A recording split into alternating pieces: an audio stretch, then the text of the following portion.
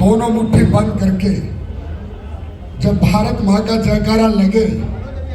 तो कभी भी हाथ खुले नहीं होने चाहिए। दोनों मुट्ठी बंद करके और इतने जोर का जयकारा जो पता चले पूरे इस जहां आज हम इस क्रिस्का गार्डन के इस प्रांगण में बैठे हैं और दूर दूर तक आवाज जाए कि देश प्रेमी और राष्ट्रहित प्रेमी आज अपने परिवार को बड़ा कर रहे हैं और संगठित हो रहे हैं। भारत माता की, भारत माता की, वंदे वंदे। भारतीय जनता पार्टी, भारतीय जनता पार्टी, श्री नरेंद्र मोदी, श्री नरेंद्र मोदी, जय जय श्री राम।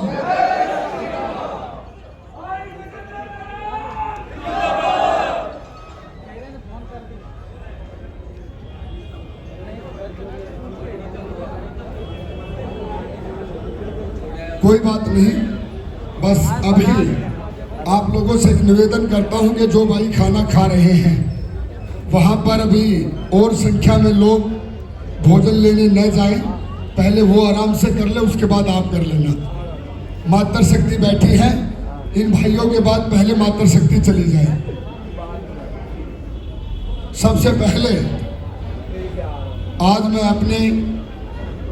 पिता तुल्य समान सभी बुजुर्गों के चरणों में प्रणाम करता हूं। मंच पर जितने भी सम्मानित मेरे इस मुंडका विधानसभा के पदाधिकारी बैठे हैं, उन सभी को मेरा नमस्कार और स्वर्गीय पीसी कौशिक जी के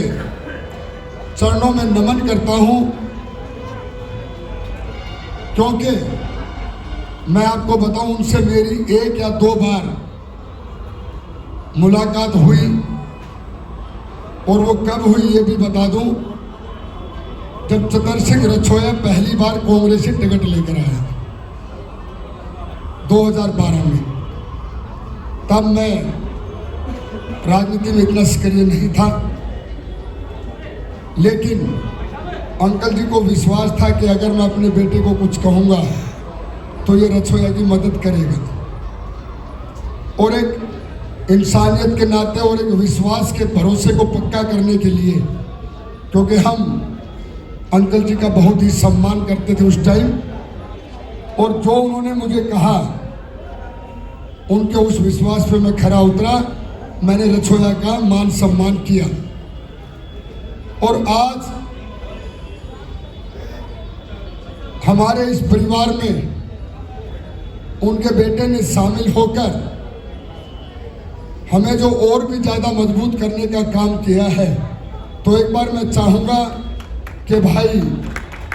जोगराज के लिए जोरदार तालियां बजाए, एक बार उनका हार्दिक अभिनंदन करें, स्वागत करें हमारे इस परिवार को और बड़ा करने के लिए।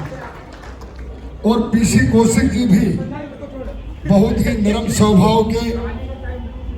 और सभी के साथ एक मिलनसार, एक धनी व्यक्तित्व के व्यक्ति, जिनके अंदर राजनीतिक होते हुए भी कोई घमंड नाम की चीज नहीं थी। और राजनीति में कभी व्यक्ति को घमंड करना भी नहीं चाहिए। अगर उसको घमंड करना चाहिए तो अपनी जनता जनार्दन पर,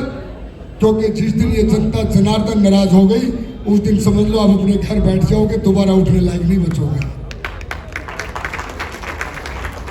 आज मैं भी अपने आप को सौभाग्यशाली मानता हूं कि आप लोगों ने मुझे और भी मजबूत करने का काम किया है। अभी थोड़ी देर पहले आदरणीय बड़े भाई मनोज जी हमारे बीच में आए और वो कितने प्यार और प्रेम से अपना आशीर्वाद मुझे देकर गए और कहकर गए कि गजेंद्र भाई मैं तेरे लिए जहां तू कहेगा अपनी उस सीट के प्रचार के दौरान भी समय निकालकर तेरे प्रचार के लिए आऊंगा। ऐसे बड़े भाई मनोज सोगिन जी के लिए एक बार जोरदार तालियां बजाएं। मेरी मातृ शक्ति भी बैठी है, आपका तो विशेष योगदान है ही। तो एक तो मैं आप सबसे निवेदन करता हूं कि जो हमारा डबल इंजन सरकार बनाने का जो सपना है और जो संकल्प है, उसमें दिल्ली के अंदर हमारे जितने भी रिश्तेदार, जितने भी भाईचारा, जितने भी हमारे सगे संबंधी रहते हैं, उन सबको बोलिए कि हर विधानसभा के प्रत्याशी को कमल का फूल मानकर और दिल्ली के अंदर डबल इंजन की सरकार बने, इस दिल्ली को विकास की नई डगर मिले, एक नया रास्ता मिले। इसलिए आप जहां भी रहते हैं वहां पर समर्पित होकर कमल के फूल पर वोट डालना है, इससे अलग नहीं सोचना है। और हम आपके दो सच्चे सिपाही, दो सच्चे सेवक, आपका बेटा, आपका छोटा भाई, मैं मुंडका से और मनोज जी नांगलोई से, हम आपके विश्वास को लेकर, आपकी हिम्मत को लेकर, आपके जज्बे को लेकर उस विधानसभा में जाएंगे और इस दिल्ली के अंदर नए विकास की डगर लिखेंगे। आपको ये वादा करता हूं, कंधे से कंधा मिलाकर हम इस मुंडका विधानसभा के साथ साथ नांगलोई विधानसभा और पूरी दिल्ली का विकास हो, ऐसी हमारे आदरणीय प्रधानमंत्री श्री नरेंद्र मोदी जी की सोच है। मैं आज उनके मन की बात के प्रोग्राम में नहीं जुड़ पाया, क्योंकि मैंने 4 घंटे लगातार डोर टू डोर हर गली के अंदर से, हर प्रांगण में हाथ जोड़ता हुआ, अपने लिए वोट मांगता हुआ, लोगों का विश्वास जीतता हुआ और लोगों का आशीर्वाद लेता हुआ, और जो आज मैंने माहौल देखा, लोगों ने मन बना लिया कि दिल्ली के अंदर बहाना नहीं, बदलाव चाहिए, दिल्ली में भाजपा सरकार चाहिए। ये दिल्ली के लोगों ने सोच लिया। मेरे युवा साथी जहां भी मुझे मिले, मुझे नहीं भी जानते तो भी मुझे गले लगाया, क्योंकि उन्होंने कहीं ना कहीं मुझ में इस मुंडका विधानसभा का विकास दिखता है। और मैं विश्वास दिलाता हूं अपने दोस्तों को, अपनी मातृशक्ति को, अपने बुजुर्गों को, कि जो विश्वास आप मुझ पर देख रहे हो, जो भरोसा मुझ पर करके चल रहे हो, जो उम्मीद आपने मुझसे लगाई है, ना उस उम्मीद को कभी कमजोर पड़ने दूंगा, ना उस भावना को कभी ठेस पहुंचाऊंगा, और उस विश्वास पर खरा उतरकर इस मुंडका विधानसभा के अंदर हर वो समस्या का समाधान ढूंढ के लाऊंगा जो पिछले 10-11 सालों से इन लोगों ने इसको बदहाली में डाल दिया।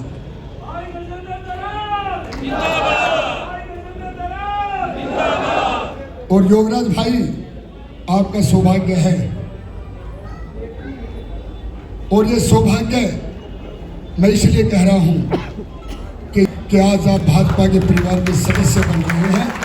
इसलिए मैं सभी का हृदय की कार्यों से आभार व्यक्त करता हूं और आपसे हाथ जोड़कर एक नम्र निवेदन करता हूं, एक विनती करता हूं कि हमारे यशस्वी प्रधानमंत्री मोदी जी जो पूरे भारत वर्ष का विकास करने पर लगे हुए हैं, लेकिन ये दिल्ली तड़प रही है उस विकास के लिए। इस दिल्ली को इन भ्रष्टाचारियों ने बर्बाद कर दिया, इतना बुरा हाल कर दिया कि हमें अपने रिश्तेदारों को भी बुलाने में कई बार शर्म आती है। रोहतक रोड पर बगैर बारिश के आज इतना लंबा जाम लगा पड़ा है, क्योंकि रोड चलने के लायक है ही नहीं। रोड के अंदर ये पता नहीं कि कहां पे गड्ढा है, कहां रोड है, और एक ऐसा रोहतक रोड जो हमें हरियाणा, पंजाब तक जोड़ता है और पता नहीं कहां कहां तक ले जाता है। लेकिन ये हमारा दुर्भाग्य है कि इन भ्रष्टाचारियों ने 10 साल तक इस मुंडका विधानसभा को दोनों हाथों से लूटकर और इस मुंडका विधानसभा की जन जन को, जो इनके मान सम्मान को ठेस पहुंचाई है, 5 तारीख को उसका बदला लेने का समय आ गया। इनको कुछ गंदा बोलने की जरूरत नहीं है, ना इनको गुस्सा करना, अगर आए सामने दिखे वो हाथ जोड़कर सिर झुकाकर आपसे वोट मांगने का आग्रह करेंगे। बोल देना, गलत मत बोलना, क्योंकि हमारे संस्कारों में है कि हम किसी को गलत नहीं बोलते, ना किसी को गलत आशीर्वाद देते। लेकिन जब 5 तारीख का दिन हो तो अपने हृदय के अंदर एक संकल्प लेके जाना कि जो इन्होंने 10 साल मेरी दिल्ली को लूटा है, मेरे दिल्ली के भविष्य को लूटा है, मेरी मातृशक्ति को आत्मनिर्भर बनाने से रोका है, मेरे बुजुर्गों को आयुष्मान देने से रोका है, और इस दिल्ली के युवाओं को रोजगार से रोका है, और मोदी जी की योजनाओं को धरातल पर उतरने से रोका है, इसका जवाब आप कमल का बटन दबाकर इनको इतना भयंकर दे सकते हैं कि इन लोगों की जमानत जब्त करा दो, उखाड़ के फेंक दो दिल्ली से बाहर। और एक ऐसा गंदा और भ्रष्टाचारी व्यक्ति कभी भविष्य में ना सोचे